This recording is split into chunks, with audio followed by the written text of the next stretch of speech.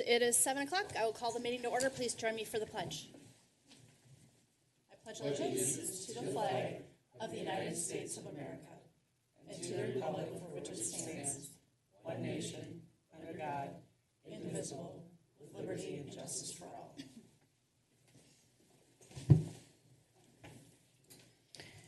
All right, can I get a motion to approve the agenda?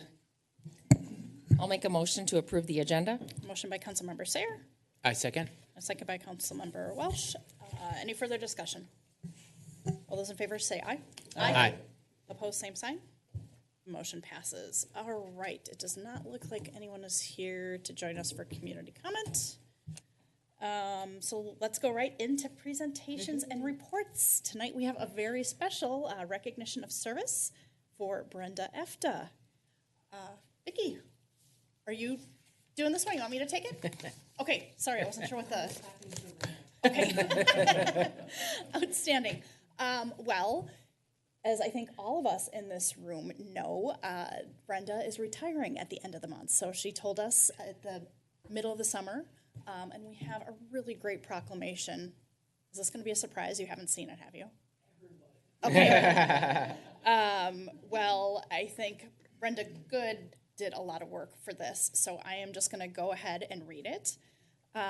This is a mayoral proclamation for Brenda Efta Day. Whereas on May 7th, 2001, Mayor Wygand and council members Chalupski,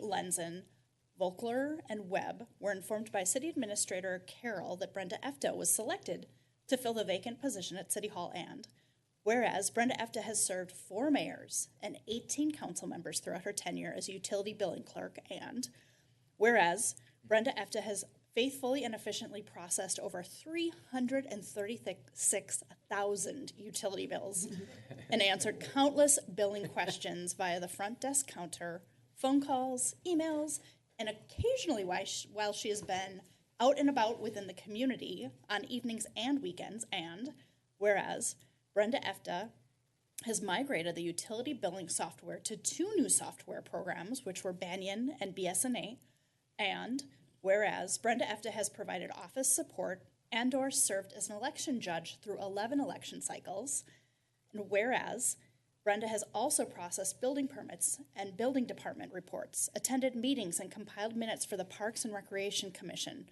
ordered office supplies, covered the front desk, processed payroll, and helped with many mailings and other special projects. And whereas through her work and throughout her work and thoughtful temperament, Brenda Efta has earned a reputation for citizens, fellow employees, appointed officials, and elected officials for being loyal, kind, and trustworthy.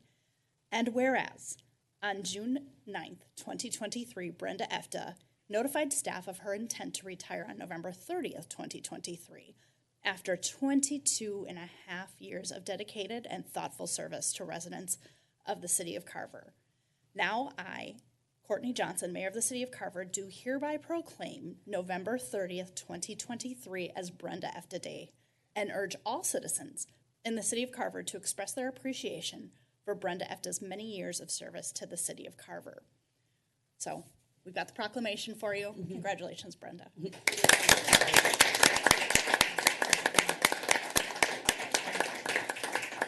I think this means you get to run the stop signs on November 30th. The stop sign. Photo op for us. Let's take a picture.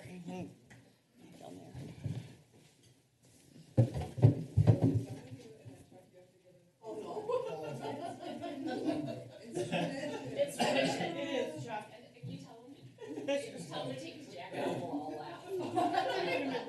Kids. Start crying listening to that. Where do you want me to stand? Right here. That's right.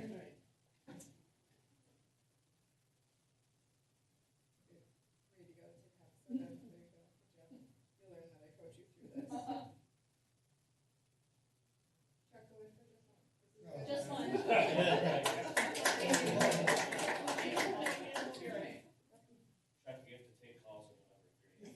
you have to take calls at number 3. Yeah. Oh,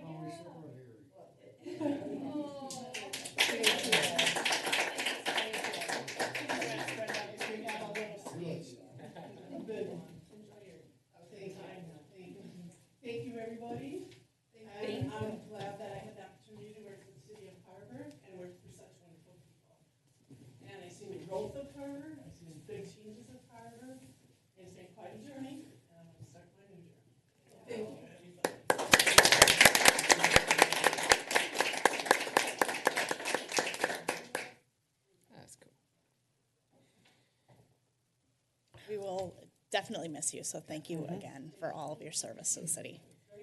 That is quite a run. Your service at the city of Carver is now old enough to drink. So thank you. Okay. It is hard to move along after that one, but Thank you, guys. Brenda. Thank you. Bye, Chuck. All right. Up next is public hearings, the certification of delinquent utilities. Ms. Schutte. All right, thank you, Mayor. So annually, the city makes great effort to collect all delinquent utility bills by the end of the year. Residents are notified monthly throughout the year by mail, by Brenda, of their past due amounts. And starting in early October, residents are mailed notifications of the balance that will be certified, and they are notified of the process. And then they're notified a second time in late October, stating the public hearing date, which is tonight, and asking them if they would like to attend, and then also just letting them know that their balance will be certified to Carver County. So tonight we're here to have a public hearing to hear anybody who would like to contest their balance, and then also to adopt a resolution to certify all delinquent charges to Carver County property taxes for any unpaid bills. All right. I am going to open the public hearing, I think a little bit out of order, but we'll do that so that that is taken care of. Does anybody have any questions on the process or any questions at all? Reed, maybe this is for your benefit, but in 2020, I think we stopped shutting off water utilities with the idea of it was COVID, times were hard, and we maybe didn't want folks putting themselves in harm's way by going out and doing that kind of thing. We have kept that policy, so technically, and reel me in if I'm wrong, but none of us have to pay our water bill. There's no threat of anything happening other than there being a public hearing with our information being shared publicly and it really not being the most cost-effective way to pay one's water bill because they get the fee, and then is there any interest charged on it, or is it just the... Yes, there will be interest charged. Okay. So that's just Okay. a little background Makes sense. for you. Can we, could you maybe explain just a little bit then as it goes to be what happens after it goes, just for if all of the people who might watch this later who might have questions? Yes, absolutely. Because talk about it? I did have a resident call me and wanted to know, she just came upon some hard times. We did offer her, at the beginning of the year, actually, a payment plan, and she just never got back to us till now. So, but actually, getting it certified to your property taxes, I guess, isn't the worst thing. So what happens is we charge a $45 fee on top of the water bill. We send it over to Carver County property taxes, and then it actually goes on to the balance of their property taxes, and it shows up as an assessment. And so if it's $1,045, then it can be paid up in the two chunks, like one in May and one in October, like you normally make your property tax payments. And then any interest that we charge, I believe it's 5%. And so it just gets taken out of, say, your escrow. If you pay with your mortgage, it just gets taken out just like your property tax payment does. What if they go delinquent on their property taxes? That it shows up as an assessment. So does it stick with the property then if it were to sell or foreclose? Yes, but it has to be paid with any kind of closing that would happen. Mayor, council, so it would be just like any other property tax bill. If you don't pay it and you are delinquent with your property taxes for long enough, it will go into tax forfeiture. You can lose your property to the state, and so it's pretty serious. Obviously, if you don't pay your assessments and taxes, now that process does take time. Generally, they give you a year or two to catch up, but it's a big deal, and that's why most people pay their property taxes, because the ramifications for not doing that is you would lose your home. Right. So we will recoup it if, let's say, it went into tax forfeiture. When it sells, if it's on the rolls as an assessment, then that will eventually come back to the city, although not very timely? Correct. It would take a while. And, you know, the city gets right in line with county, school district, city, ad valorem tax levies. So those are all paid first, and then assessments are on that list too.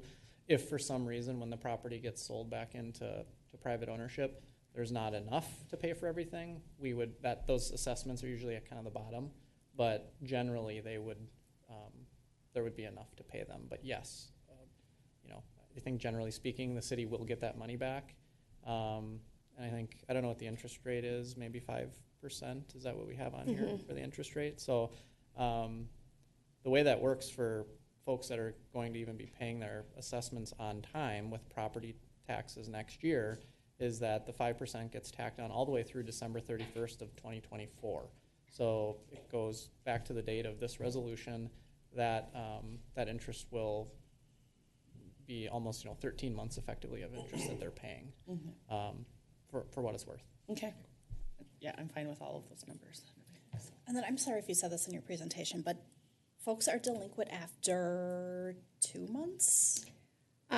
We go back to October and before. Okay. Yeah. So whoever hasn't still Yep. has a balance. Right. Okay. All right. Let's see. I think at this point we can close the public hearing unless anybody has any more questions. No? All right. Before we do that, I've got to ask, are there any public comments? Because after all public comments are received, if any, the public hearing will be closed and no further comments on this issue will be received at this meeting. Hearing and seeing none. Let's see. Let's close the public hearing. Do you want to make that motion? Sorry, or which I should think I need someone- a motion for. Yep. Sure, I move to close the public hearing. Okay, we've got a motion by Councilmember Welch I'll second. and a second by Councilmember Mock. Thank you very much. Any further discussion? Those in favor say aye. Aye. Opposed, same sign. Motion passes. All right. Any additional comments or questions from the council? No, All right. Anybody want to make a motion? Yeah, I'll do that. I guess Eric will. Good, Eric. Oh, all right. So, a motion to adopt Resolution 147-23 that accepts and certifies the assessment roll for delinquent utility bills and city service bills for costs provided in response to, am I reading the right motion? Yep. Yep. Public nuisance abatements. Is I that second. right? That doesn't seem like the right, That's what's written here, but That's that what's doesn't written. seem, yeah, is that correct? okay. Yeah, okay. Okay. Do you want me to reread that, or are we good? I think we're good. Okay. Okay, we got a motion I'll second. and a second by Councilmember Mock. Any further discussion? All those in favor say aye. Aye. Aye. Opposed, same sign. Motion passes. All right. Sorry to question that during the motion. Okay, I think we're good. Yes? Okay, moving on to the consent agenda. Can I get a motion to approve the consent agenda? I move to approve the consent agenda. Got a motion by Councilmember Welch I'll second. and a second by Councilmember Sayer. Any further discussion? All those in favor say aye. Aye. Opposed, same sign. Motion passes. All right, moving right along. Business items 8.1, the Kirchy Hill Drive signage plan. Mr. Schmidt, good evening. Good evening, Mayor and Council. So this is something we reviewed at the work session on November 6th. So we're bringing that to council, or back to council tonight to consider adopting a resolution establishing parking restrictions along Kirchy Hill Drive. So in your packet, there's a figure that denotes the area for the parking restrictions. We are recommending that be on the north side of the road from 6th Street down to High Street. The reasoning behind this is Kirchy Hill Drive experiences a significant amount of event parking during the summer months with its close proximity to the community park. So the staff looked at this, Public Services, the fire department, engineering, we kind of all looked at this together, looked at it collaboratively. It's really a public safety issue, so the fire department has a very difficult time traveling through this area when there's parking lined up on both sides of the road in a row. So that affects response times from the department. So We feel that it's a good idea to post this as no parking from April 15th to September 15th. So that's kind of the summary of why this came up and what we're recommending. So be happy to answer any questions now. Chad can also answer any questions at the same time. So one thing I should add is a notice did go out to all the residents that lived along this stretch. That went out last week. Just kind of showing them this figure, why this was being considered. They were welcome to attend the council meeting tonight, so I don't see anybody here, but I also gave my phone number in case anybody wanted to call and talk to me about it, and I didn't get any phone calls in the past week, so. When we have communications that go out to residents, a letter like this, can we have a date on it so we know what date it was created, so that we know approximately when it got sent out? Sure. Just in the future? Yeah, we can do that. Let's see. I just have a couple of quick questions. Can we make this, especially for next year, just part of the procedure when somebody registers to use the fields or any event at Community Park, that we just say, just heads up, we've got new parking restrictions off Kirchy Hill Drive? Okay. And then likewise, can we let our law enforcement partners know so that it's enforced and folks are ticketed? So my only comments. I shared this at the work session, but that's stretch is adjacent to my home, and there's a neighborhood text chain, and I shared that we would be going over this, and the feedback was very positive on this. This was some of the folks who lived on this stretch who made the complaints in the first place, because it was just tough to get to your home and to your driveway when there are folks parking on both sides of that stretch. So I think that this is really positive and will be welcome change. Can I ask you a question? Yep. On your text chain, so obviously we have problems with the curve and those folks. Have you heard from any of the residents who live more towards High Street where it straightens out? Mm-hmm. Yeah, it's not the curve. It's not necessarily even a sightline thing. It's just it narrows down when people are on both sides. So I know that one of the people who reported this to the city and used that report a concern button was, so this is like a big win for that process, is just a small handful of homes on the south side of Kirchy Hill Drive in from High Street. Who, I'm sorry, what did they say, that section? They were the one who brought this up. Oh, they start, okay. Initially to the city about concerns of Okay. parking. Okay, thanks. Any other questions, comments? With that, I'll make a motion to adopt Resolution 149-23, establishing parking restrictions along Kirchy Hill Drive. I second. Got a motion by Mayor Johnson and a second by Councilmember Welch. Any further discussion? All those in favor say aye. Aye. Opposed, same sign. Motion passes. Thank you guys for doing that. 8.2, the 2024 street maintenance project. Mr. Schmidt. Okay. I have a presentation that I'm going to bring up here.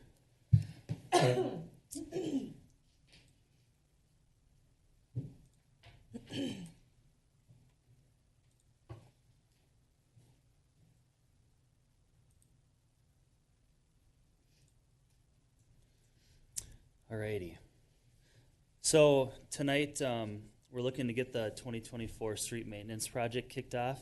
So the council action before you is to authorize the preparation of plans and specifications. I'm going to go through the presentation here first. That'll kind of give an overview of the project. Also kind of take a look at some of our just general pavement management plan goals, just to kind of refresh the council on what we're attempting to do on a annual basis. So kind of looking back on some of the upfront work we did this summer was in conjunction with the 10-year financial plan. We had looked at the street system in a 10-year outlook as well. So the council had taken a look at that on August 5th. And tonight we're looking to kick off the 2024 project, which is our third year of the pavement management plan. So just in general, our pavement management plan goals, obviously extending our pavement life is going to reduce the city's costs in the long run, so that's obviously goal number one. Planning for clear expectations in the form of budgeting, so that's what the pavement management plan does also.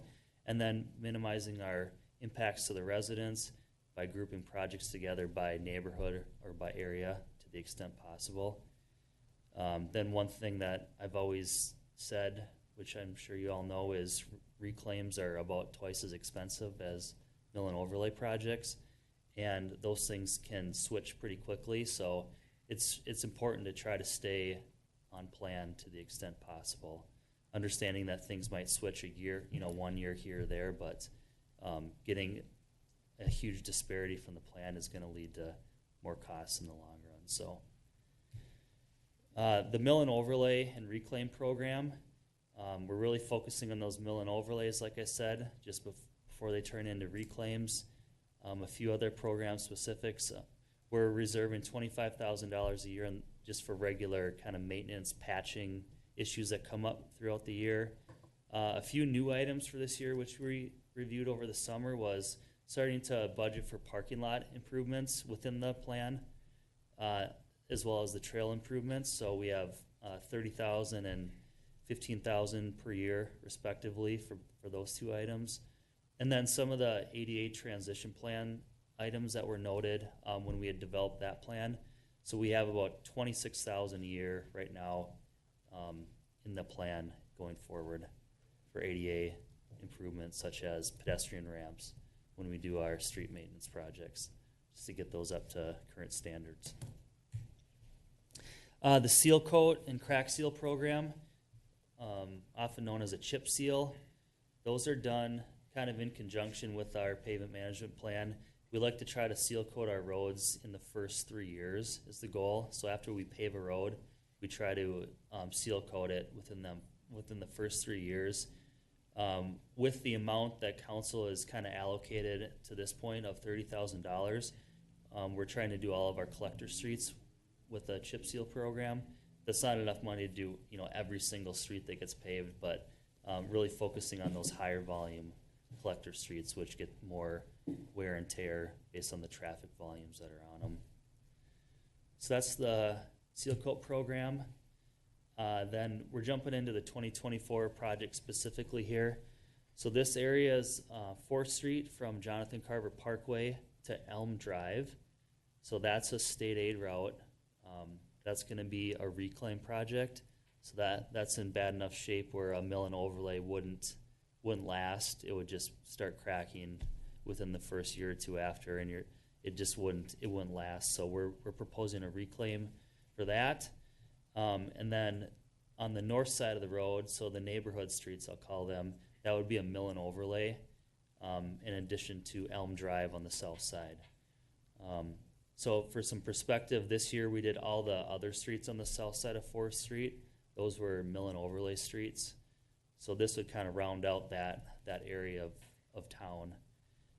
Total estimated cost of about $980,000, about $300,000 of which is coming out of the local street maintenance fund, and about $680,000 would be coming out of our state aid street fund. Hey, Aaron. Yeah. Do you just have like you said, the reclaim costs more? Do you just have a ballpark of what that 4th Street West of that total project cost was, just to let people, like you said, it was more expensive? Do you have a? Yeah. So, well, 4th Street West we're paying for that, wholly out of the state aid street fund. So that piece of the project is about $680,000. And then just the rest of those streets, so as you can kind of see, just lengthwise, it's about $300,000 to do everything you see in orange.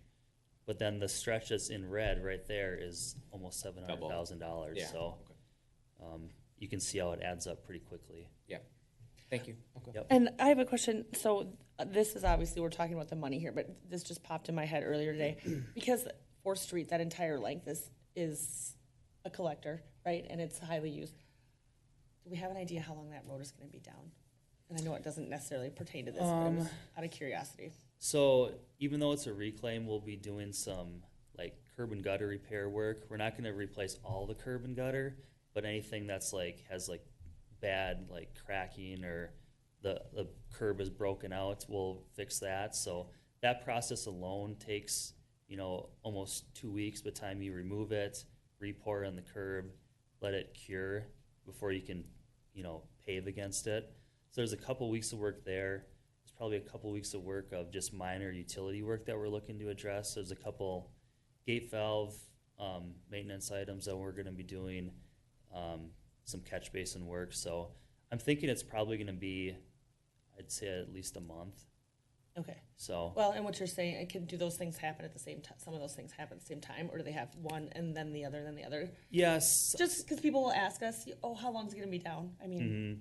Some month of and it a half will, is a good, will happen 2 months. concurrently. Not that we can ever give them anyone. And it won't be a full free. closure. Well, the interesting part about this is there's direct access for residents, so we have to keep it open to residential traffic, but it'll be closed through traffic. So it's not going to be a hard closure Okay. where residents can't get in, but we're going to direct, close it through traffic. So people that are just trying to get downtown aren't going to be able to just drive through. It'll be a fairly tight Okay. closure. Because, a month and a half to 2 months is a lot different than saying it's going to be 4 months, like from spring till Yeah, fall. So yeah, that's it's nice. not going to be like a 6th Street project Okay. where it's all summer. Okay. So. Thanks. Mm-hmm. One piece of the project that we looked at initially, which council had seen previously, was adding a trail connection from our community park trail system, which terminates at High Street, and getting pedestrians back to the 4th Street system. So originally we had looked at adding a trail segment, as you see in red here, which kind of paralleled High Street and then brought you down 4th Street to Reescraft and 4th to that intersection. Since that time, we've done kind of some more on-site investigations, met with some nearby residents and kind of discussed the project in this area, made some observations on how pedestrians are using the area, and we've kind of determined that this option isn't the best option for a number of reasons. Number one, grading is pretty difficult in this area. On this kind of the side yard along 4th Street, it's pretty steep, so that would require some retaining wall work, which adds up pretty quickly from a cost perspective. And then just observing the pedestrians and how they use the area. So anybody that's coming down 4th Street, going, I'll call it west or southbound in this area, they're not going down to the intersection and gonna come back. They're crossing at High Street. So we saw that quite a bit, even just like during the open house we had and just observing the area. So what we're recommending is just basically making a simple trail connection that will just go right to 4th Street from High Street. And what we do is we'd add some enhanced pedestrian indication signage, similar to what we did on 6th Street, where you have the LED flashing ped signage. So just to bring some heightened awareness to that area. So that's what we'd be recommending versus going all the way down on this previous option that I had shown. So other than that, we do have, so the trail program that I mentioned before, we are looking to do a couple trail segments that are relatively new. The Spring Creek piece, as you see on the top of the screen, a piece of Monroe Drive, and then the last piece is kind of where Ironwood Park, where that trail system terminates within Hawthorne Ridge. Those are all new trail segments within the last few years, so we're looking to kind of just get that program started up and see how things go this first year. That has an estimated cost of $14,000, and that is in the totals I presented earlier. So that would be coming out of your local street maintenance funding for the trail program. Yeah, just to recap again, cost share is, between MSA and local, $682,000, $296,000.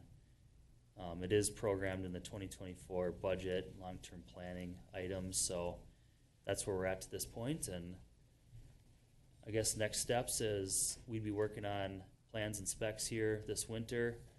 If council authorizes the work, 4th Street has to go to state aid for review since it's a state aid route. But looking to bring that back obviously in the spring for moving into bidding and awarding a contract potentially next spring. So that is the summary, and would be happy to answer any questions. Any questions, comments? I have something. So ahead. if we can go back to High Street, the part 2, I think it says page 9 on it.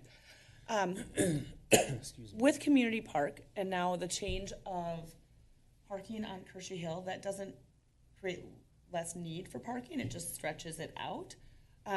Because we change it from one side to the other, or not having it on one side doesn't mean we're gonna have less cars who need to park somewhere. They're going to just be parking farther down. In the parks plan for many, many years, this, where the trail connection is off High Street, was slated to be a small parking lot on that end.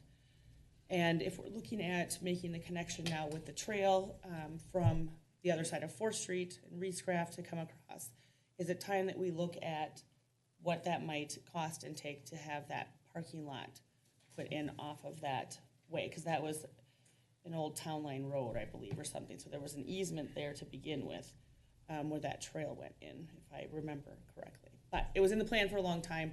I know that some of the neighbors had some issues with it. They were worried about, lights in their backyards, but we don't have a lot of lighting at this park anyways. So once it gets dark, people aren't going to be hanging out past that with their kids for softball or t-ball anyways.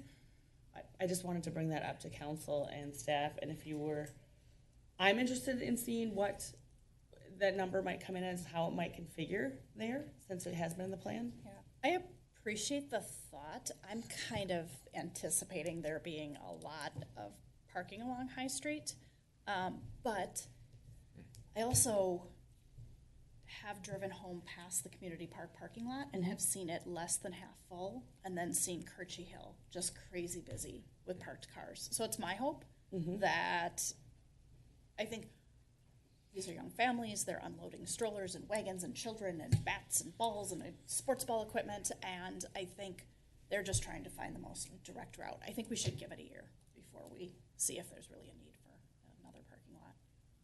And I'm fine with that, to see what happens. Again, if we're looking at direct route, this would probably be the most direct route if you're looking, if you're playing out in those fields, but I'm happy to see what the parking pans out to be.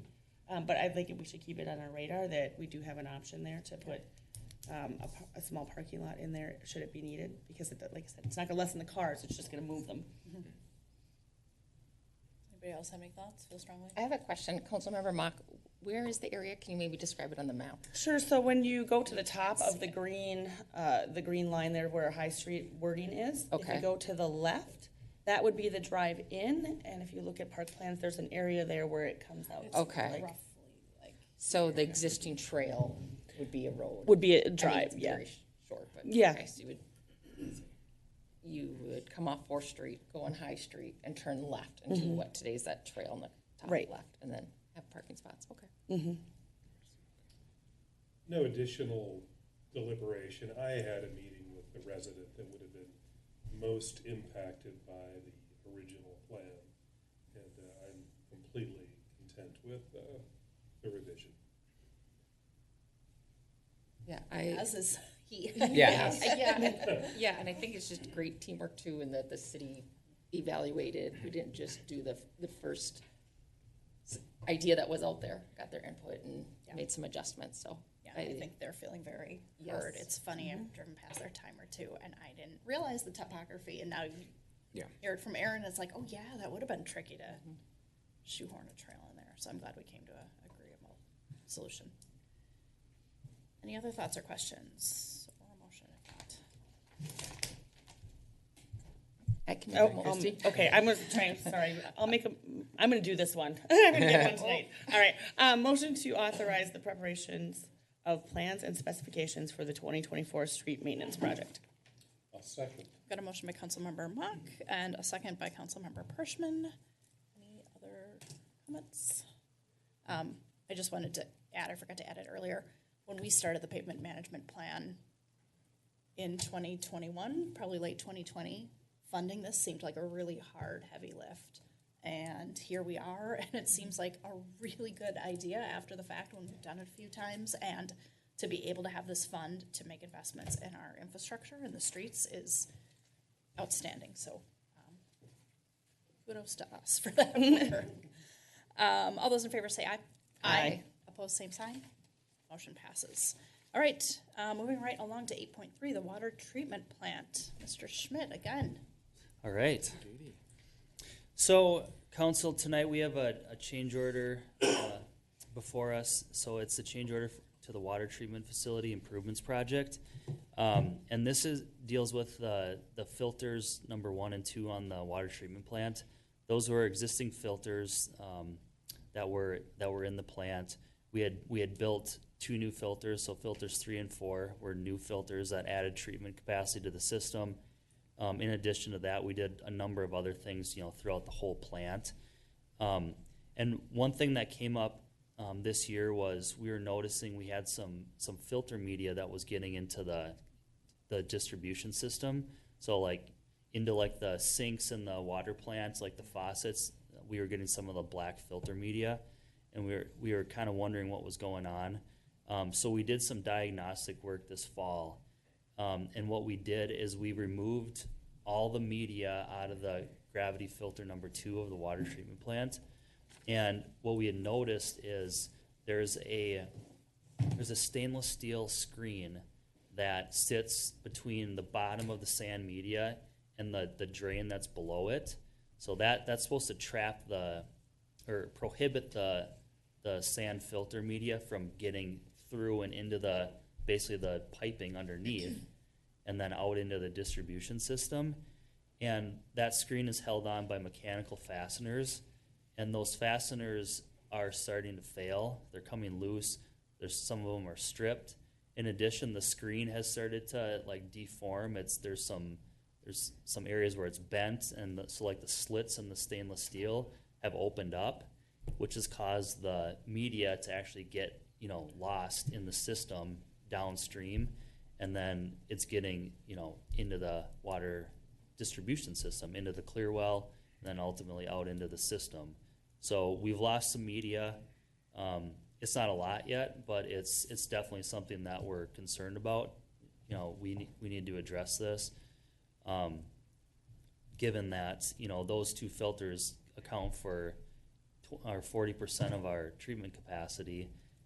If we prolong this and don't do a fix now, it's just going to continue to be I'll call it a more urgent issue in the future if something would, dramatically happen to those filters. And since those filters 1 and 2 are they're 20 years old already, it's really, you don't want to do a Band-Aid fix where you try to retighten the fasteners and, the stripped ones, try to replace them. So what we're recommending doing is kind of a complete rehab on the existing filters 1 and 2, trying to do that over the winter months before the peak water demand season starts again next spring. So it's not a cheap solution, but we feel it's the right one versus trying to do a minor fix. So we've worked so Magny Construction is still doing some work on the water treatment facility. They're the general contractor. They provided a quote to do that work via change order under the existing contract, and the amount that we have quoted is $343,600. We are recommending that's for both filters, so we could just do filter 2 right now and not do filter 1, but we recommend that since we're going to be in there doing the work, that we just get both filters done, and so we know they're going to be good. They'd be set up the same way as the new gravity filters, so that stainless steel screen, that wouldn't be there anymore. We didn't design it that way. The way that we design it is it has the under drain, and then we put a layer of gravel on top of that, so that acts as the way to trap the finer particles from getting through. So it's a more reliable system. It doesn't rely on any mechanical fasteners, metal. It's just gravel. So it's just a very tried and true system that we feel works really well, and that's what we'd be doing. So unfortunately, with the media that was lost into the under drain system, there's no good way to get that out. So the under drain is basically a series of metal chambers, I'll call it, and they're all grouted into place. So you can't really get at it. So what you have to do is basically demo that whole under drain system that sits in the concrete filters and put a new system in. That's the only way to really get the media out of there and fix it completely. So that's why it's expensive. The under drain system itself is, I think, north of $150,000. So it's a lot of material, kind of specialty materials, and the lead times on those are not. It's not a quick item to get. So I think it's 12 weeks lead time right now. So that's why we want to kind of move on this and get the contractor going so we can order materials and then do the work here this spring before May and June hits. So, Chad and I are here to answer any questions, but we do feel that this is, from a long-term sustainable solution, this is going to be the way to go. So the service life on the old filters is 20 years. What's the expected lifetime of the new system? It's about, I'd say the under drain that's pretty straightforward. So the service life, it was more about the stainless steel plate and the fasteners that, that's not as durable. So that's why we want to go with the gravity, the gravel system. So I think we could probably get more than 20 years out of it. It's probably more of a function of the media itself. You got to replace the media, like the sand, but Is the gravel system what we have in the new edition? yeah, that's what we put in the new edition. Two more questions. Any other questions? I have a question on timing. So the 12-week lead time plus then the 8 weeks that it would take to complete the work? So it's 12 weeks to get the material. So say that's about 3 months. So November, December, January, February. And then what Magni's told us right now is they think it's going to take about 40 working days to do it. So I know they allotted a little bit more time in their quote that they put together, or their change order, but they think they can get it done in 2 months. So That was my only question. So we obviously need to do something, right? We can't leave it as is. So I think the option we're basically upgrading, right? So instead of, like you said, just fixing and making it work, we're basically upgrading our old 20-year system to match our current brand new, and we just finished last spring? yeah, we're basically doing a full rehab of filters 1 and 2, and they'll perform identically to what the new filters are going to do. Yeah. Okay. Yep. That seems like a logical choice. I don't have anything. All right.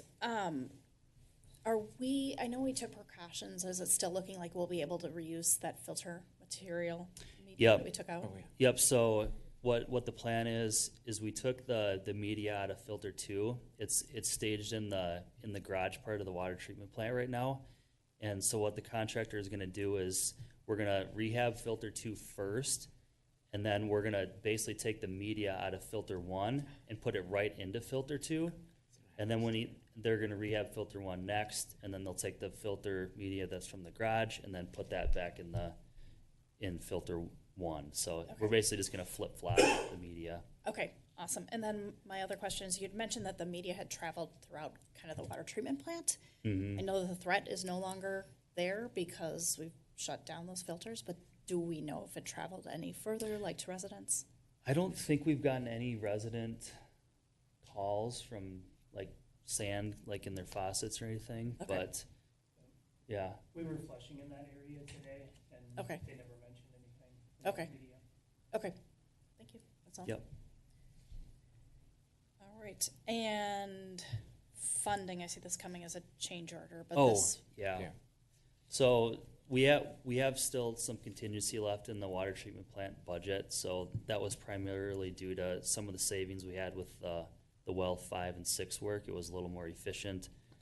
So the plan would be to use that contingency money to pay for these rehabs. and we have $343,600 in the contingency. We have, according to Ms. Schutte, we have 450,000 left, so. Oh, okay. Nice.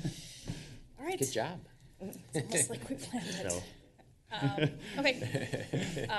Then take the I would credit. make a motion to approve change order number 4 in the amount of $343,600 for the water treatment facility improvements project. I second. Motion by Mayor Johnson, a second by Councilmember Welch. Any further discussion? All those in favor say aye. Aye. Opposed, same sign. Motion passes. All right. Up next, a carryover from our work session, Vicki. Thank you for coming in with us. We have the draft 2024 fee schedule.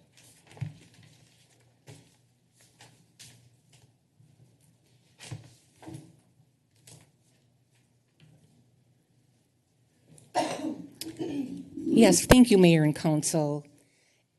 As you know, if you remember, each year we go through the fee schedule and staff proposes changes for the coming year.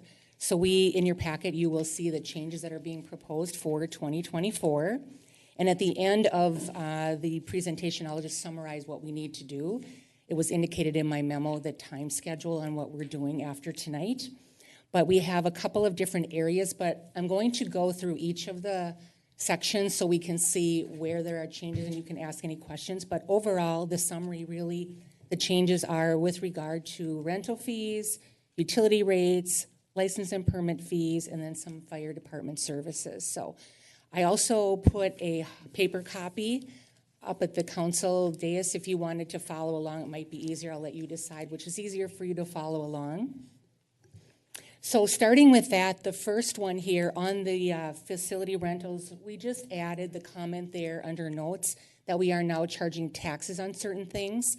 That is required, and we've already we did start to do that already in 2023. So we're just adding that on, documenting what we're doing, but we're already doing that in 2023. So that was really the only change on that first page here. And then on the second page, there were a couple as well there with regard to park shelters and campsites that we added the tax as well. And then the other addition was with regard to damages to the facility. When people are renting a facility, we realized that we didn't document in our fee schedule that we could charge them what the cost was to fix something. It's actually in the facility rental agreement, but we didn't have anything on the fee schedule, so we are just adding it at this time. I have one question on that page. When Yes. we're looking at the Riverside campsite cancellation fee, $5, right? But Yes. I don't see it for the park shelters. Shouldn't we be, if, We don't have anything currently in the policy itself, but in the Riverside campsite policy, it was in there, so that's why we're following that. But I think it's certainly the council's prerogative. If they wanted to add a cancellation fee for that, you certainly could. I think we should make them match. I mean, it's not much, but I think we should make them match up. They're both reservations, and if they get canceled. So add park shelters at $5 cancellation fee. Is that what you're thinking? It's fine with me. Okay, we can do that.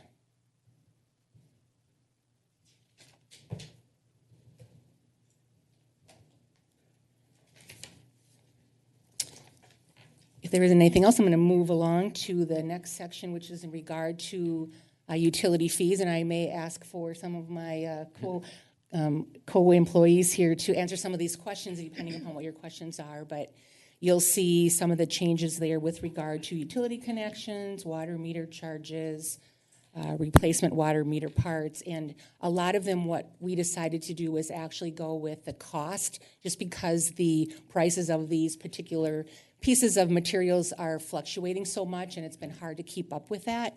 So we decided to go with an actual cost on some of the items here.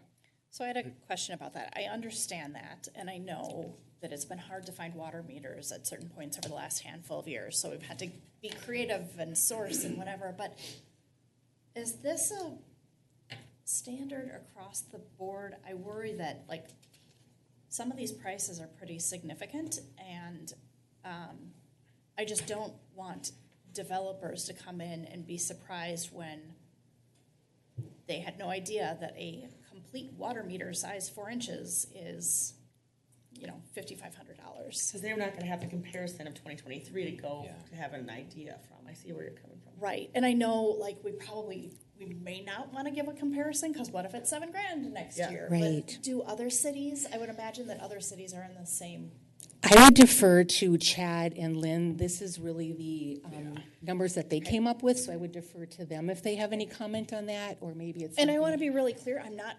questioning that we recoup all of our money and charge costs for this, but I just am trying to look at it through the lens of a developer and trying to figure out what you're going to be spending.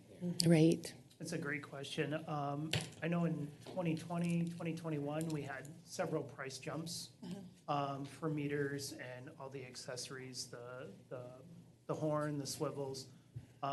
So this way, we're just covering the cost. It's kind of more of a pass-through. Okay, And then we're not paying that difference in price increase from the vendor to the resident. okay. Let's just, if you don't mind, like, I'm curious what the feedback is, if we're hearing from folks like, if they feel like they're going into this blind. I'm sure that I understand that these are more than likely costs that are passed along to the resident, but I'm just curious if they have the same amount of uneasiness with just not really having an idea. Although maybe it's their business and they understand that 4-inch water meters are running at $6,000 this year. Mayor Johnson, when we look at this, it just says cost. What if we had a number that, and then it said, subject to market increase or something like that, so that there's at least a base number there rather than just cost, because that doesn't tell any kind of story about what it might be. I worry that that's more misleading. And I'm thinking about it like when you go to a restaurant and it's the catch of the day, right? It says market rate, so you have to ask. And maybe this is good and it'll initiate that conversation. I just worry about saying a 4-inch water meter is $6,000 and maybe it's $7,000, and then that being a little bit of a bait and switch. Are we able to cover our labor costs too? Does the city have to go out and install some of these items, or is that something the developer would, or a homeowner would get the part and then install it themselves? Most of the installs are done by city staff. Okay.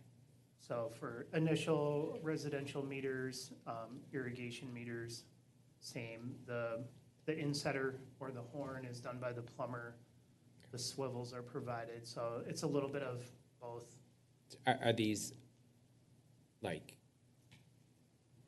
large? I mean, is it like an hour to install one? I mean, and just like in terms of cost, like is it just the replacement part cost, or do we also include city public works time and other costs? I guess I believe on the next page there is a labor the labor. Okay. rate. Oh, okay. I do see that. Okay. Yeah. Thank you.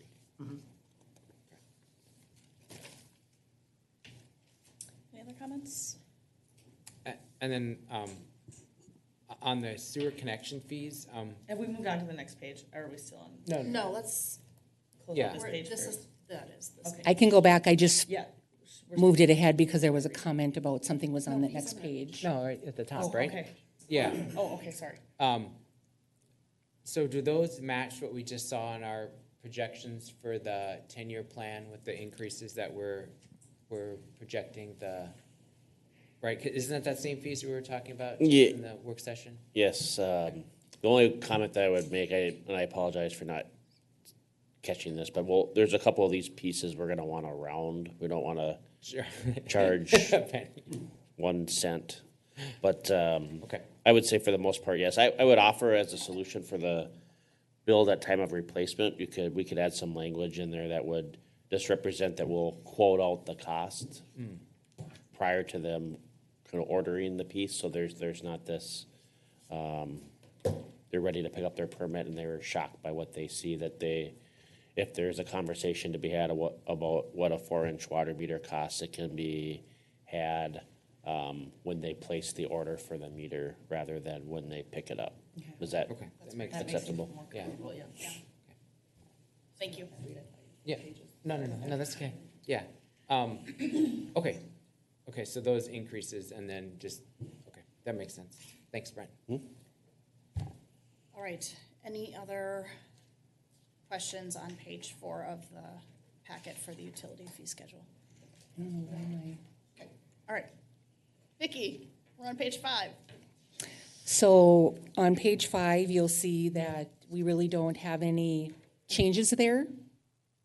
So the only change would be on page 6, under large event permits. We added a fee for garbage cans just in going through our first application process that we had this fall. You learn things, and that was one that we decided that we wanted to include going forward, so we've added a fee for that. So when that next application comes in after January 1, we will now have the opportunity to charge for garbage cans if that's part of the process. All right. I did have one more question on 4. When we have added the per hour for the meter install labor, it was $55. Now it's 55. It says per hour. Why the change to per hour? You want to go back? I don't think it was specified before, it was just $55 labor, Right. but if we have to go there, I don't remember whether that was. redo it or do something, it's per hour based. Okay, so we are technically going from a flat fee rate then to per hour rate. Correct. Yep, okay. And does it usually take, I mean, is there a reason, can I get some reason why we went to per hour from the 55? Sometimes the process takes more than an hour, so when we install a meter, the plumber has the horn, the insetter already ready. We turn the water on, we flush the line, install the meter, wire it to the radio, install the radio on the outside of the house. So and then pair it. So it's a long process. Okay, so this is just recouping basically the staff time and hours that it's taking? Yes. Okay, all right, thanks. All right. Any other questions on anything on the new fee schedule? Okay. Then I think we can actually jump all the way to the last page. There are no other changes on any other sections.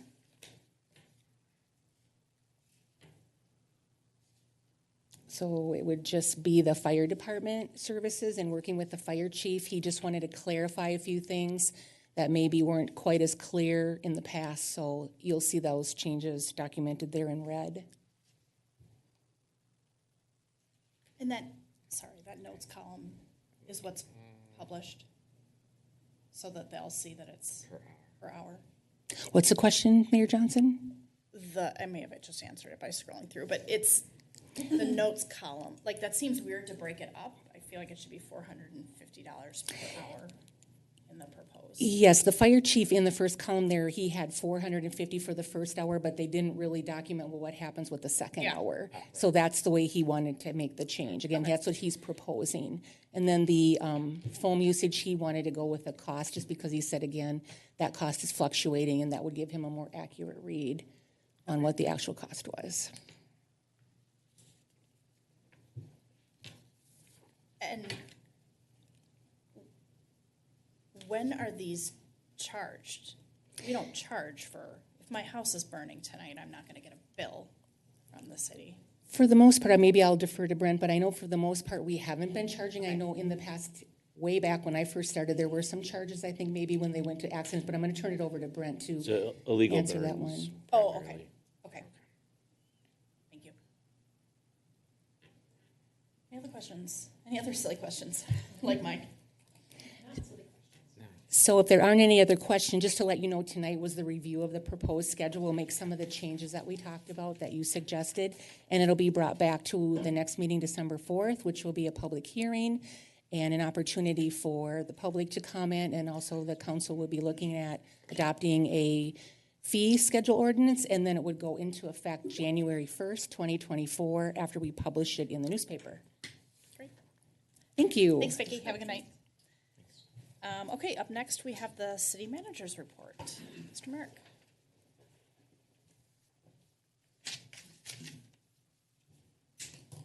Vicki, can you stop your screen share?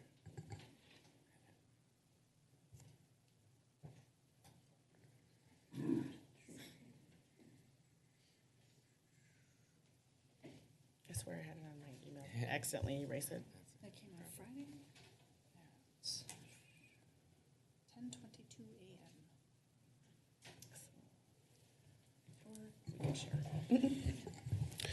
Good evening, council. Just a few updates to share with you in the community.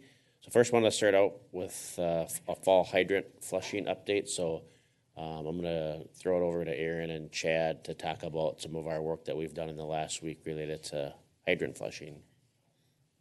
So today, especially with the well 5 and 6 being offline last week, we weren't able to get started on the fall hydrant flushing, but we made a plan. We implemented the plan today. We did basically the northeast quadrant and probably a large majority of the high zone, and we'll be probably all the way to the bluffs by end of day Wednesday. So they did say that the flushing went really well, and a lot of residents actually stopped by and said hello and just what was going on. Because typically we do the spring flush, but everything is going normal to plan. Chad, can you back up and talk about why we're doing the fall flushing now and what led up to it? Yes, we had a few complaints of discolored water. And then we realized that it's iron in the water, and we realized that there was some operational adjustments that we needed to do at the water plant to increase iron removal. So this process is eliminating and verifying that the system gets all that iron sediment flushed out of the system. There's also been another issue, right, that turns up the iron when folks illegally take water out of the hydrants. Yeah, we've noticed a real uptick with contractors pulling off of fire hydrants. So with that fine iron sediment in the bottom of the pipes, high flow, like pulling water off of a fire hydrant, will also cause a cloud of yellow water to go out into the system and eventually could end up in resident homes. Okay. So, Do you mind if I take this opportunity to jump in? So that's an issue in my mind, right? That we have contractors seeing a fire hydrant and thinking that they can use that as a water source when that's not what it's intended for. I think it's an industry-wide thing where you should know that that's not what it's used for. And when Brent was explaining this to me, I really think that we need to clamp down on that. I don't know if we can put fines in place, if we need to go around with a stencil on every fire hydrant and say for fire department use only, which seems ridiculously silly and a terrible use of staff time. But we've seen this before. I remember seeing on social media that somebody in the Bluffs saw a crew pulling from the fire hydrant. This is what's causing some of the brown water complaints that we get. And if it's preventable, I think that we should really try to dissuade, be it through fines or whatever other methods that we have of trying to make sure that it doesn't happen again. So is that something we can do? Can we fine folks? We've had contractors pay to go off of our water system before, correct? We have basically a water vending machine at the public services building where they can insert money and then pull water that way. Okay, so they know this. Is it self-service Correct. kind of a deal? So they can go up there and get the water they need in their tank on their truck or whatever and go Yes. back out to where they need to be? Okay. Yep, it's on the north side of the building. Okay. So it's essentially stealing water. Right, from the hydrants, yes, absolutely. I thought when you said stencil, you were going to say get a big stick, but that might work. That might work too. Yep, Mayor, I can work with staff. I mean, the first thing that came to my mind is that sounds like theft. Yeah. I think that's a problem. I don't think we need to think about city fines. I think we need to work with law enforcement to make sure it doesn't happen or think about ways to prevent it from happening. I don't know if that means communicating with local contractors or what, but I'm not sure. Maybe they think, maybe commercially that's something that they do in other communities and they're okay with it. I don't know. I've never heard of this happening. Yeah, there's some cities that are okay with it and I don't have a list of those, but there's varying degrees of regulation in general. The dollar amount of the, I would say, theft isn't typically high enough that in past instances, the Carver County Attorney's Office has found a lot of, no pun intended, like value and But I guess where I'm, sorry, if you don't mind, where I'm coming from is, so it's gonna take us 3 days, and it's probably 3 full days of staff time to flush the water system. And this is in reaction, it's my understanding, in a large part to these folks who pulled off illegally.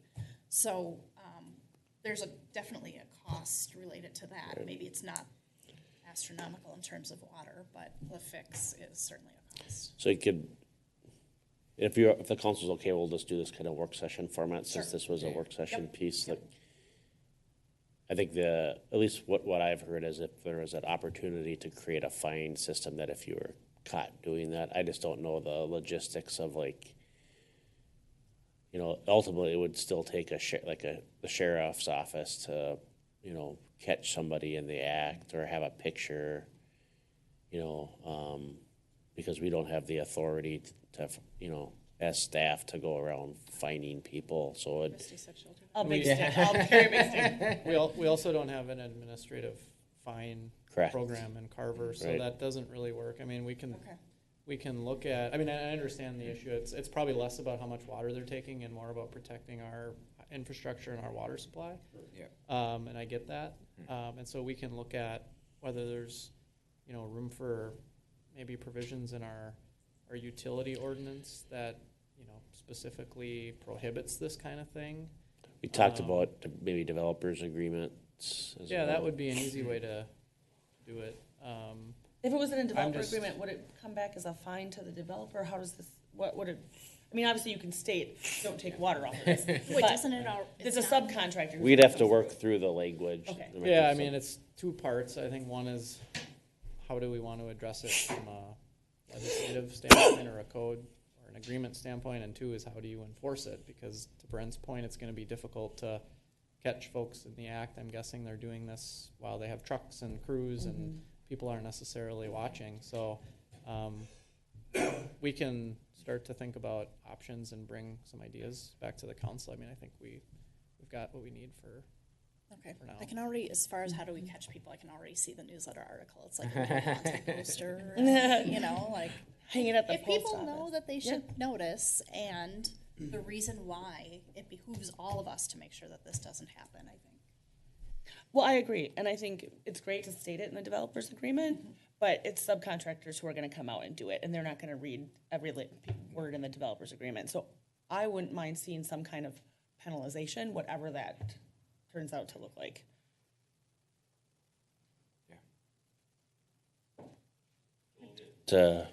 Working on that. Thank you.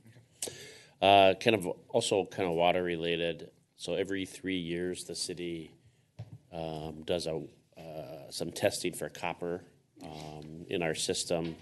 So we tested 20 homes, and we had 4 homes come back with some copper, and it's not relative to the city's distribution system or the filtration system, but really specifically noted in the homeowner's own internal piping or household piping, if you will. And so as a part of us being kind of the municipal water provider, we're going to be partnering with the Minnesota Department of Health on doing some copper levels and public education. I was hoping to be able to have some drafts of kind of what we're looking at. They're not prepared, and I actually was able to connect with a colleague in Burnsville. They recently went through an issue and they had some materials prepared, and so they're going to be sending those to me. We do have till December 15th. We got an email from the Department of Health, so we'll be working on that. We'll get it in the December newsletter. But again, it's more on the vintage of home. You know, from what I understand, it's pre-1985 homes with certain levels of internal or certain types of internal piping. But there's kind of a very kind of encyclopedia-based kind of Department of Health like handout related to this. And so we're trying to supplement that with a little bit more user-friendly guide for residents. So I can answer logistic questions, but if there's any kind of technical pieces, Chad and Aaron can jump in. I had a couple questions. Go ahead. So the first is it a publication for the entire city, or is it just the affected area? Or It's a public education effort for the entire city. So we are So the 4 homes that exceeded, levels, were having their water retested just to see if it was an anomaly. And so Chad's made contact with them. But it is really kind of I view it as kind of like a best practices, like, hey, if you have an issue or you live in a home of this vintage, but I think it's just more efficient to do it.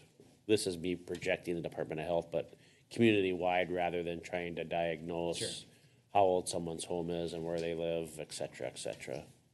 Okay, and then I guess to more Chad or Aaron, so is there anything that the city can do in terms of the water system to help these particular homes, or is it more just education and the homeowner would have to take some proactive steps themselves? I would say it would be more homeowner and just Okay. education, maintenance on the private plumbing. Sure. And again, just it's not a system-wide city issue. It's specific homes with certain, older homes or potential. So how, if someone has a home that is older than 1985, which I assume we have a fair number here, would they be able to get testing as well? Is that part of the pollution, the requirements, I guess? Do we know what the requirements are to follow up? Or if There's no specific follow-ups for the city other than Just an example is, if you have an older vintage home, to let your, water run for 5 seconds before taking it, filling up a glass of water. And there's other best practices, but there's not there's no additional testing that's publicly funded that's available to my knowledge. Yeah, MDH, they list some testing agencies where you can go, but I don't think there's any funding available for it. They just have it as a resource. You could take your test, at this location or whatever. Again, specific to the homeowner. Homeowners. Okay. Yep. All right, thank you. Then moving on, we have a sheriff's contract credit. We've had a vacancy primarily with our evening position, even though that's kind of the dynamics of that have changed a bit with our partnership with Victoria. But we're anticipating about a $30,000 sheriff's contract credit, which is apropos as I kind of lead into number 4. This is building permit revenues. This is something that Lynn and I are kind of watching pretty closely as we are approaching the end of 2023. So we probably have close to about 50 to 60,000 in sheriff's contract credit. We've got some other police aid that we didn't budget for. We've had some vacancies just on our full-time staff, and then a couple of other pieces. We're just trying to manage. We'll be short on building permit revenues, barring any kind of and it has happened where a developer will come in because they want to kind of beat the connection fees, and they'll come in and do maybe 8 or 9 new home permits. So we have had that, but we're tracking that. Some of the new projects have helped with Hometown Bank applying for their permit, so we'll have a good setup. But we're probably within. I think Lynn sent me an email this afternoon. Probably within that $100,000 range of plus or minus. So that's something we're going to keep track of. I know you have your financial reports in your packet, but I just wanted to get that in front of you. Happy to announce we filled a vacancy. Ben Rosberg, who's actually a resident of the city of Carver, so to take our public services technician 2 position, he starts Monday. So be bringing Ben to a future work session. Then just wanted to share some perspectives. So we have an open position for Public Services Technician 3, which is basically our entry-level position. So it doesn't require a CDL or water and sewer licenses, which is the Tech 2. And this is frankly kind of an epidemic around the metro in that we're just not finding people. We don't have one applicant for this position.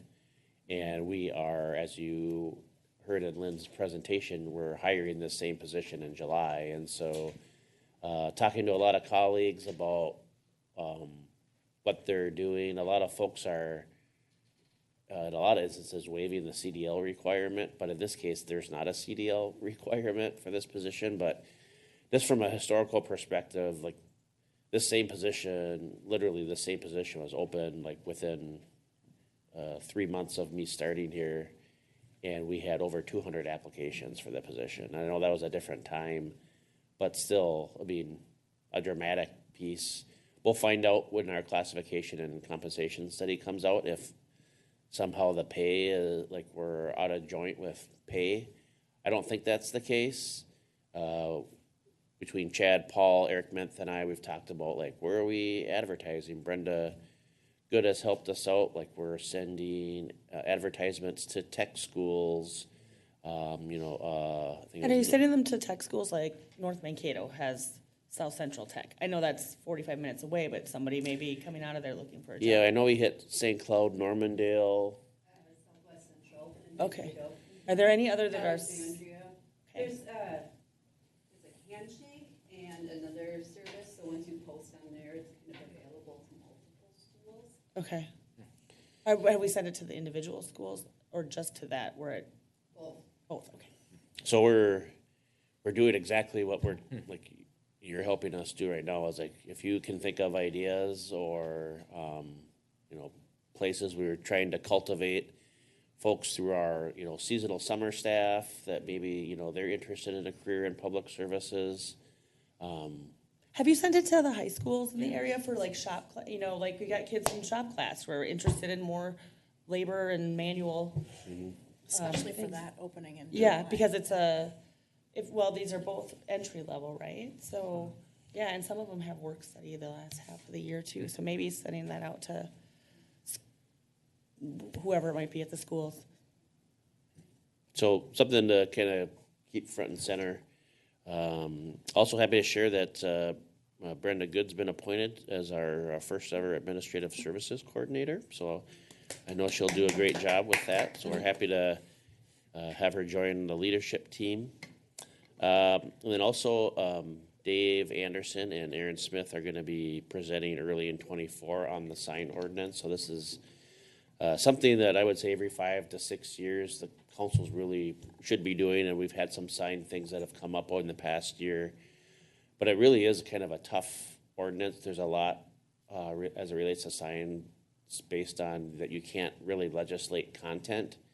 And so there's this whole bucket of content then next to like where they're actually placed. And so Dave's going to kind of help us out with the content. There's been some pretty significant lawsuits in the state and nationally related to content. And then Aaron's going to kind of do a piece related to what we have on the books and how it's enforced. And then the third piece is we're going to do kind of some real life action, like signs in action. So like show you signs of the community and tell you like what our ordinance says. Hopefully all kind of creating an environment or a space for you to help shape and amend what you want our sign ordinance to look like. Because somebody told me a long time ago the best way to fix a bad ordinance is to enforce it. And so if the council doesn't like the way the ordinance is being enforced and what it says, like, this is a great opportunity for it to align with what you want this community to look like. And, because signs are a huge part of the business community and getting the word out. And so trying to kind of connect that in a way that meets the needs of that business, but also I think we've all seen corners where there's 20 signs from Christmas last year, or real estate signs. And so it's not an easy fix. And when we've done this before, we've involved the business community. But we wanted to start with the council on just kind of laying the foundation of what we have, what you're able to do, and then how that is applied in the real world setting, and then go from there. And this is, our community groups also, things, it's not just our businesses, right? So this is going to run that whole gamut. And we'll be seeing this at a work session first, correct? Yeah, we present to the council first in a work session. In a work session, What I that's right. talked about. Okay. Yeah, just kind of a lay of the land. This is what we have on our books. This is how it's enforced. This is what the laws say related to signage, so that before any like work plan is created on a move forward or engaging the community, you can set some pretty strong direction, or at least, and maybe the first meeting is just a conversation and we come back and then we set a work plan. Okay. Okay. Or maybe we love it. And Maybe you don't love make it. any changes. Very good point. One of the things that I've been working on, along with frankly all the cities in the county, is an agreement on encryption. So the county is moving over to a piece where all their communications via radio are going to be encrypted for security and privacy reasons. And working through with Dave and some of my colleagues in other cities on an agreement that would allow the fire department access to this encrypted channel just for situational awareness, emergencies, etc. And so we've had a series of meetings with the sheriff. Then also we're created a subgroup where the city managers and Chaska, Chan, and Victoria and here are kind of collecting our comments, and then we're going to be sending those to the sheriff in the hopes of kind of working through this agreement. There are once you start talking about privacy and some of these issues related to encryption, it can get pretty technical pretty quickly, and so we're coordinating as much as we can. So with our fire department friends, so Callie has been working with me and reviewing these documents, and Dave's been preparing them. So if you want any additional information on that topic, please let me know and we can dig into it. And then I sent a little message out to the city council. This is kind of a weird update to give because we joined Instagram last week, and then apparently I didn't fill out the paperwork correctly. If there's paperwork where I put for the name City of Carver, but you have to put a real name. So I got an email this afternoon that they temporarily suspended our account. So Oh, we got slapped on the hand already? We barely begun. Facebook jail? Yep. right. So that's on the list tomorrow to unpack that Instagram debacle. Welcome to hold for. Yeah. So, but then wanted to get some feedback from the council on X, or formerly known as Twitter. So we, in taking on Instagram, and we do Facebook and our website, etc., and a lot of other different mediums. I am somewhat interested in getting support from the council of slowly transitioning out of Twitter or X. A lot of times more is better, but for communication, I'd rather be really good at a few things and kind of average at a lot of things. And I just think it can be a lot, and we don't get a lot of interaction on it. And just selfishly based on my experiences, Facebook and Instagram tend to have a little bit more user interaction than Twitter has, at least in the last 5 years for us. But I wanted to check in if the council is nope, we want to have those three, then we'll keep them. But I wanted to check in first. I don't have any issues with leaving Twitter. I think it's been hard to get engagement, and if the juice isn't worth the squeeze for that, and maybe we don't leave it, but we kind of let the channel go dormant, where we say, we might be pausing on Twitter for a bit, and there's a message that says, but you can find us on Facebook here, and you can find us on Instagram there. There's also the new Threads, which is an option if we're looking for a although I don't know that that's big and has a lot of robust following, and I don't know. What did you call it? Threads. It's It's called Facebook. Threads. Yep, I'm Facebook's getting old, I guess. I more direct Twitter. don't know what that is. Okay. Yeah. Yeah, so it's from Yep. Meta, so it's Okay, a Facebook sure. chat. But I don't know if many communities around us are on that or not. But I think the idea is to skinny down the channels, and I don't have any issues with leaving Twitter. Is there any risk in putting up the "We've moved" sign on X? I don't think No, I mean, it's, no. Well, how often do we get, like, when we're talking about X, like, how often are we putting something out on it? Do we have any stats, like, are we getting any traction there, or? I don't know, 2 to 3 times a week, we'll do like redundant postings that we have on Facebook, that'll have stuff on there. And we have it set up where I think when we post to the website, it automatically posts to X. No, but when we send gov delivery out, then it does, so like the packets go out to it. That's all I really put on there. Okay. Every once in a while, post a picture or something. At the end of the day, it's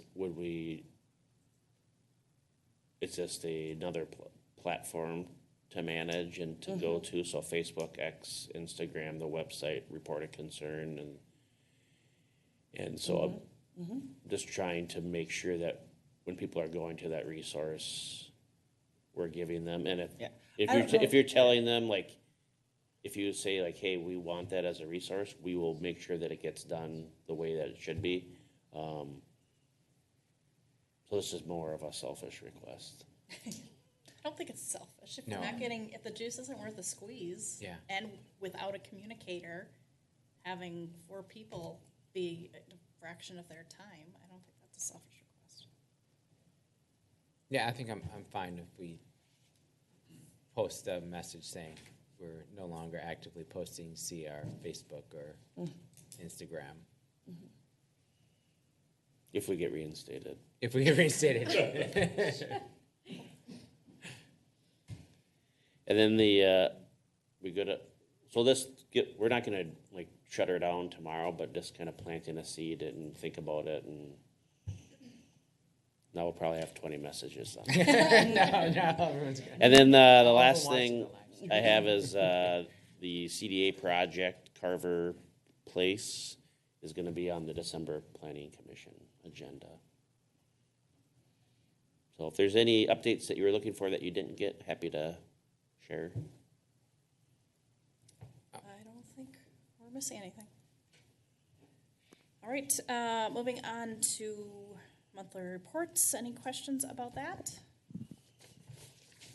No. All right, then let's move into council communications. Eric? Let's see. Last Saturday, I attended an all-day strategic planning workshop with Southwest Transit. A lot of interesting information about the future of transit and statistics and things that we'll be working on for the next couple of years, but specifically as it relates to Carver, adding a new jurisdiction to Southwest Transit is now officially in the plan and will be incorporated into that plan. So we are not a part of that. Victoria is not a part of that. And as our grant money runs out, it gives us a pathway to a choice. That doesn't mean that's something we'll have to make a decision on or possibly engage the community on for a vote. But at least it starts a formal process of investigating how that's going to happen and give us that pathway. That is it. Sorry? I do have a update. I didn't have any city meetings, but I do have public recognition and a thank you for Aaron Schmidt's work as our assistant city engineer. So I was recently at a social engagement in Dahlgreen Township, and then a resident came up to me. That's longtime resident, lives in downtown Carver, and Aaron had met with him on the levee project. And so this resident made a point to seek me out and just gave like great compliments. And I think just to your good-natured temperament just really went over well for the project. It's also not the residents' first time being impacted by a project. And so for me, and I feel like I speak on behalf of the city council, I felt very prepared to hear his comments because we had gotten an email in November that was just kind of bullet points of how the meetings went, and this individual wanted to make sure their sheds weren't impacted. So it was kind of nice that when they came to me, I could say, oh yeah, I know what's going on. So I really appreciated feeling prepared and knowing about that project, but also that it was very good compliment that you received from our residents. So thank you. Chrissy? I don't have anything. Great. I don't have anything either. Okay, I do, but I'm not quite. So I did a looking just anecdotally on X. The last heart or like that the city of Carver got on a post was it was a post that was made on September 28th, which was a couple months ago, about the fire department and public services open house, and we got 1 heart on that. Then we got 3 hearts on our HPC award. So it is we're not getting a lot of traction on that. So Can we redeem those hearts for anything? you can ask Elon Musk. Okay, let's see. My updates. Since we met last, we had a League of Minnesota Cities board meeting. We set our legislative priorities for 2024. So that's something that any one of us can get involved with next year when the time comes. Brent was on one of the policy committees, so this organization really listens to what people say, and there's a tremendous amount of work that goes into figuring out what direction we should aim. So if you guys are interested, there are binders that are rather thick on all of the priorities, but kind of cool to just take a look and see what they're focusing on. Let's see, Friday before last, we had the Veterans Day program at Chaska Middle School West, which is always neat and so well done. It starts out with a flag raising outside. The weather was nice this year, and what was really cool is literally as they're raising the flag, there was a great big bald eagle that flew over the school. So just one of those like really cool serendipitous moments. And then you go inside afterwards, and there's a full program by the middle schoolers, the band, the orchestra, speakers. The Minnesota Department of Education commissioner was there, which was a really great get. I'm sure he had plenty of other places to be, but it was really cool to see him there. Craft sale at Carver Ridge was last Saturday. Carver Lions brunch was fantastic. I've always said if the Carver Lions are cooking, make sure you get there because they really make great food. Last Wednesday, was the Mayor's Luncheon, with which the Southwest Metro Chamber hosts. So it's the 4 mayors of the communities that the chamber covers, which is Tasca, Chan, Victoria, and then Carver. And that was great. It's always a fun event to kind of brag on our new businesses and bring folks up to speed on what's going on in the city of Carver. Just looking ahead, the Carver on the Minnesota tree lighting is this Saturday. It's always the Saturday after Thanksgiving, and it'll take place right across the street in Gazebo Park from 5 to 6 o'clock. And then I just wish everybody a happy and safe Thanksgiving. So that is it from me. If there's nothing else, I would entertain a motion to adjourn. I'll make a motion to adjourn. I was always worried that somebody I will wants to stay second. here all night. We got a motion by Councilmember Pershman and a second by Councilmember Mock. All those in favor say aye. Aye. Opposed? Motion passes. Good evening.